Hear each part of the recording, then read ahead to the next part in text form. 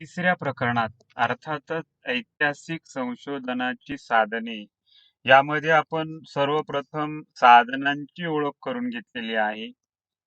साधनांचे महत्त्व विचारात घेतलेले आहे. साधनांचा अर्थबोध जाणून घेतलेला आहे. त्याच्यानंतर आज आपण विचार करणार आहोत प्राथमिक साधनांसंदर्भात प्रायमरी सोर्सेस. तर या प्राथमिक साधनांचा अर्थबोध आणि या संदर्भातील सविस्तर विश्लेषण आपण जाणून घेऊया. तर प्राथमिक साधनांच्या संदर्भात विचार करत असताना आपण यामध्ये मुळातच त्या संशोधनाच्या दृष्टीने जे काही मूळ आधार आहे ते म्हणजे प्राथमिक साधने. आणि ही प्राथमिक साधने ही अतिशय महत्वाची असतात आणि म्हणून या अंगाने मार्विक यांनी या साधनांना इतिहास संशोधनाच्या दृष्टीने, इतिहास लेखनाच्या दृष्टीने कच्चा माल असे संबोधन दिलेले दिसून येते.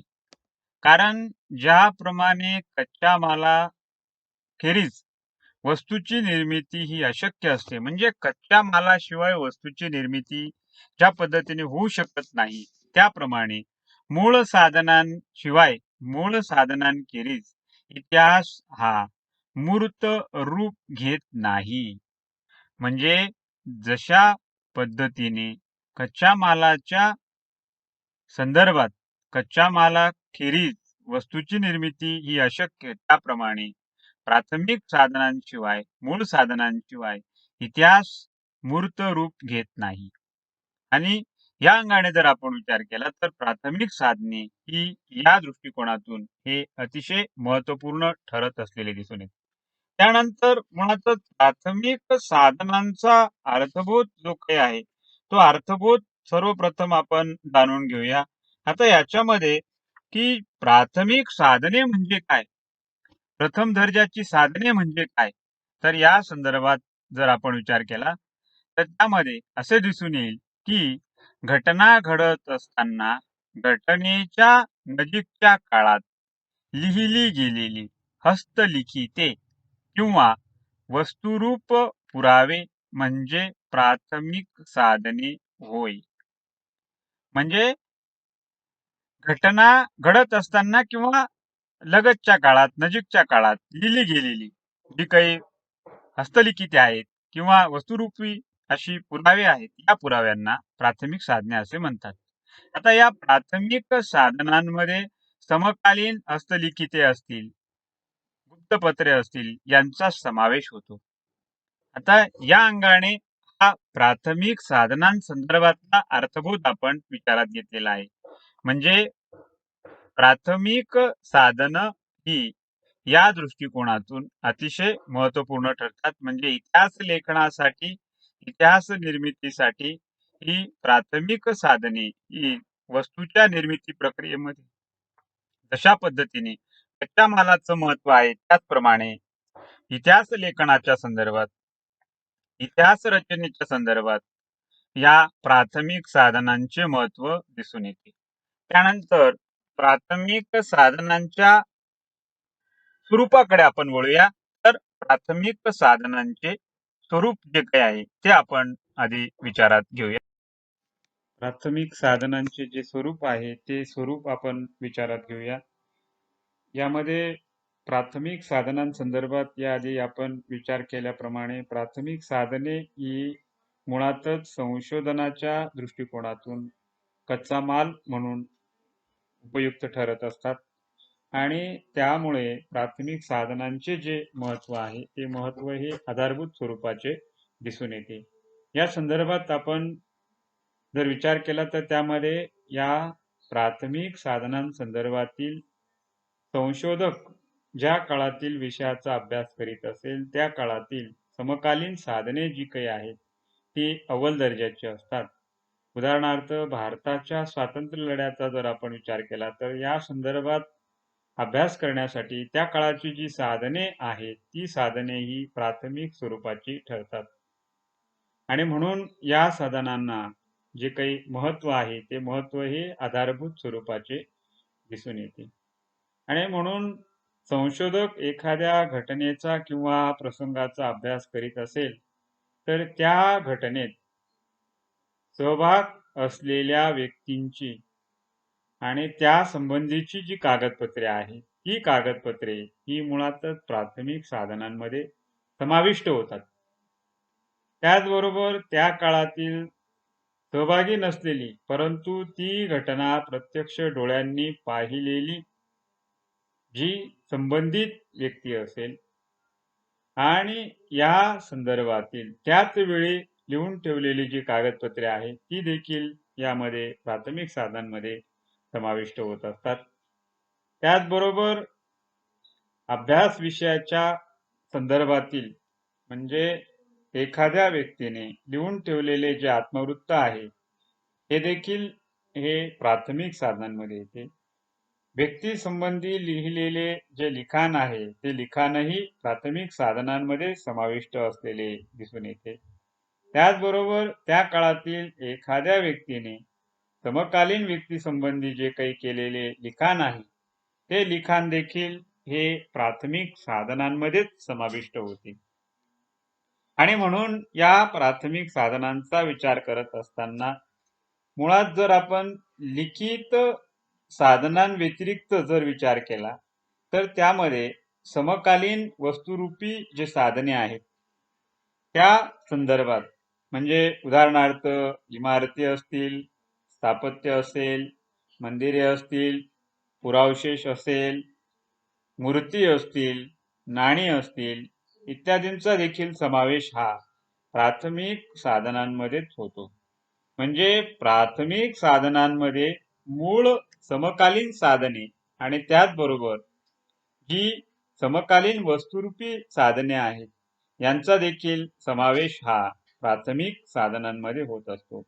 म्हणून या अंगाने जर आपण विचार केला, तर प्राथमिक साधनांचे स्वरूप जे आहे, ते स्वरूप हे मुळातच एका अर्थाने मार्विक आर्थर यांनी म्हटल्याप्रमाणे हे कच्चा माल जे आहे, या कच्चा माला संदर्भातच ठरते. म्हणजे संशोधनाच्या संदर्भातील कच्चा माल म्हणजे प्राथमिक साधने. कारण ज्याप्रमाणे कच्च्या मालाखेरीज वस्तूची निर्मिती ही होत नाही, किंबहुना ती अशक्य असते, त्याचप्रमाणे मूळ साधनांशिवाय इतिहास हा मूर्त रूप घेत नाही. म्हणजे इतिहासाच्या निर्मितीसाठी प्राथमिक साधने जी आहेत, ती मुळात आधारभूत स्वरूपाची ठरतात. प्राथमिक साधनांच्या उपलब्धते संदर्भात जर आपण विचार केला, तर त्यामध्ये मुळातच इतिहासाचे संशोधन ज्या आधारे करण्यात येते, त्यात प्राथमिक साधनांचे जे स्थान आहे, ते स्थान हे अतिशय वैशिष्ट्यपूर्ण असते, आधारभूत स्वरूपाचे असते. आणि म्हणून त्या अंगाने जर आपण विचार केला, तर संशोधनासाठी म्हणजे इतिहास निर्मितीसाठी प्राथमिक साधने ही कच्चा माल म्हणून महत्वपूर्ण ठरत असतात. जशा पद्धतीने वस्तूच्या निर्मितीसाठी कच्च्या मालाशिवाय वस्तूची निर्मिती ही अशक्य असते, त्याप्रमाणे इतिहास निर्मिती संदर्भात इतिहास संशोधनासंदर्भात प्राथमिक साधनांशिवाय इतिहास हा मूर्त रूप घेत नाही. म्हणजे इतिहासाच्या निर्मितीसाठी प्राथमिक साधने ही आधारभूत स्वरूपाची ठरतात. प्राथमिक साधने म्हणजे एखाद्या व्यक्तीने प्रत्यक्ष पाहिलेली घटना किंवा प्रसंग होय. एखादी व्यक्ती आपण पाहिलेली घटना किंवा प्रसंग कसा घडत आणि या घडताना तो जो काही मतितार्थ आपल्या क्षमतेनुसार कृतीनुसार काढण्याचा प्रयत्न करतो, तेव्हा ती प्राथमिक साधने ही अस्तित्वात येत असतात. या प्राथमिक साधनांसंदर्भात जर आपण विचार केला, तर त्यामध्ये मुख्यतः समकालीन कागदपत्रे असतील, गुप्त स्वरूपाचा पत्रव्यवहार असेल, सार्वजनिक महत्वाची कागदपत्रे असतील, तत्कालीन वृत्तपत्रे असतील, मासिके असतील, सरकारी तसेच खाजगी कागदपत्रे असतील, जमा खर्चाच्या वह्या असतील, राजकीय तहनामे, धार्मिक सनदा, धार्मिक संस्थांचा पत्रव्यवहार, आत्मचरित्र, चरित्र यांचा जो काही समावेश आहे तो प्राथमिक साधनांमध्ये होत असतो. आता समकालीन कागदपत्रांचे जे संकलन आहे ते विविध इतिहासकारांनी केलेले असून त्यांचे जे जतन आहे ते जतन, त्यांचे संवर्धन हे विविध अभिलेखागारात केलेले आहे. आता या अभिलेखागारासंदर्भात आपण सविस्तर पुढील काही युनिटमध्ये त्याचा विचार आपण करणार आहोत. याआधी अभिलेखागार ही जी काही संकल्पना आहे ती संकल्पना आपण प्रथम युनिटमध्ये समजावून घेतलेलीच आहे. तर ही जी काही अभिलेखागार आहेत, प्रमुख अभिलेखागार ही विविध अशा समकालीन कागदपत्रांचे, प्राथमिक साधनांचे जतन करणारे स्रोत म्हणून ओळखले जातात. आता या संदर्भात जर आपण विचार केला तर पेशवेकालीन उत्पन्नाच्या व खर्चाच्या बाबींची माहिती आपल्याला पेशवे डायरीतील संदर्भानुसार मिळते. आणि ही उपलब्धता म्हणजे जी प्राथमिक साधने उपलब्ध आहेत त्यावरून तत्कालीन समाज व्यवस्था कशा प्रकारची होती, तत्कालीन आर्थिक जीवन कशा प्रकारचे होते या संदर्भातील सविस्तर माहिती मिळण्यास ही मदत होत असते. आणि म्हणून प्राथमिक साधनांच्या संदर्भात विचार करत असताना संशोधनासाठी, इतिहास निर्मितीसाठी ही प्राथमिक साधने जी आहेत ती निश्चितच या ठिकाणी आधारभूत स्वरूपाची, किंबहुना कच्चा माल म्हणून जसे आपण संबोधन देतो त्या पद्धतीने प्राथमिक साधनांचे जे काही महत्व आहे ते निश्चितच अनन्यसाधारण स्वरूपाचे ठरते. एकूणच या संपूर्ण व्याख्यानाद्वारे आपण प्राथमिक साधनांची जी संकल्पना आहे ती समजावून घेतलेली आहे. यामध्ये प्राथमिक साधनांचा जो अर्थबोध आहे, गर्भित अर्थ आहे त्या संदर्भात आपण उलगडा केलेला आहे. त्याचबरोबर प्राथमिक साधनांचे जे स्वरूप आहे ते स्वरूप आपण समजावून घेतलेले आहे. तसेच प्राथमिक साधनांची उपलब्धता ही कशा पद्धतीने होते याविषयी आपण जाणून घेतलेले आहे. आणि म्हणून या अंगाने जर आपण विचार केला तर निश्चितच प्राथमिक साधने जी आहे ती अनन्यसाधारण म्हणून ओळखली जातात. आणि इतिहास निर्मितीसाठी प्राथमिक साधने ही निश्चितच आधारभूत स्वरूपाची ठरतात.